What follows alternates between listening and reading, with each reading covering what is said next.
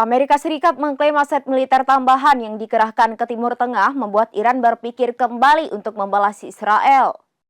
Aset militer yang dimaksud adalah kapal induk USS Abraham Lincoln yang tiba di Timur Tengah pada Rabu 21 Agustus 2024. Wakil Sekretaris Pers Pentagon Sabrina Singh mengatakan Amerika Serikat sebenarnya tidak ingin melihat pertumpahan darah. Namun jika Iran benar-benar menyerang Israel, pihaknya sudah siap membela. Singh menegaskan USS Abraham Lincoln telah bergabung dengan USS Theodore Roosevelt. Dengan begitu jumlah kapal induk Amerika Serikat di Timur Tengah kini bertambah menjadi 2 unit. Masing-masing dilengkapi dengan 4 kapal perusak dan puluhan jet tempur seperti yang dikutip dari Al Arabiya pada Jumat 23 Agustus 2024. Selain mengerahkan kapal induk, Pentagon juga memindahkan kapal selam bertenaga nuklir USS Georgia dari Laut Mediterania ke wilayah tanggung jawab CENTCOM.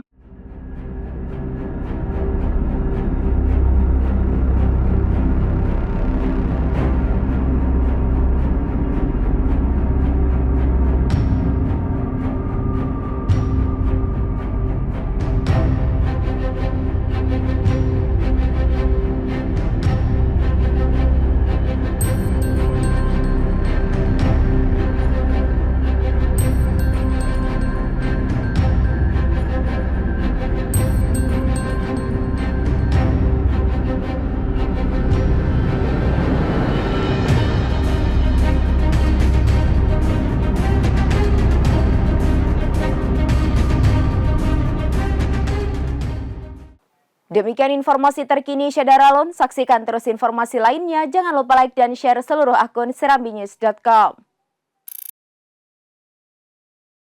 Download Tribun X sekarang, menghadirkan lokal menjadi Indonesia.